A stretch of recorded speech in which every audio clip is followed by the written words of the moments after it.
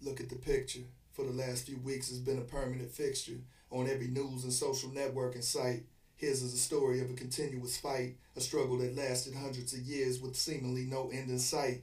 Revisited through the loss of a young man's life. In broad day, his future was taken away. Self-defense is what they say, but in actuality, the excuse is predator versus prey. On full display of some of society's ills, it gave me the chills minutes before the young man was killed. His killer was told by a 911 dispatcher, don't follow the kid, but he followed him still, doing surveillance that wasn't even needed. Neighborhood watch, a vigilante walking around heated. Ignoring the dispatcher's advice, the killer proceeded, claiming that the young man had something on his waist. On his phone, staring the young man in the face, watching him like a hawk because he felt the young man was out of place. But that really wasn't the case. You can clearly hear it on the tapes. The killer felt a certain type of way, like someone with a similar style harassed him or even robbed him another day. He was on him like it was some kind of debt that he wanted him to repay, and he wouldn't let it go. Watching the young man from a distance, creeping up on him slow. Could the killer have misunderstood because the young man was wearing a hood? Nah, why should he be dressed any other kind of way?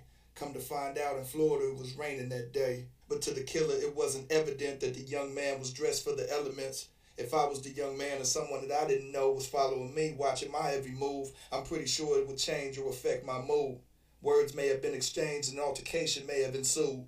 And that's what happened next. And in the midst of the struggle, the killer shot the young man in the chest, then stood idly by and watched the young man take his last breath. All because the killer just wouldn't leave well enough alone.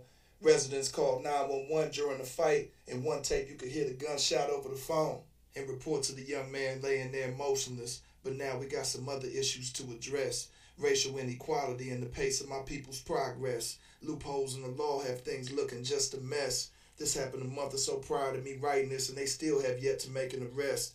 And the injustice continues to linger. The young man was 17 years old and killed by someone 11 years his senior. Over ignorance more so than fear. I'm shocked that this type of stuff can still happen here, in the land where every man is supposedly created equal. But now I'm openly questioning that statement, people. Don't seem equal to me if you could be killed by an armed man for having Skittles and an iced tea, and that armed man still walking around free.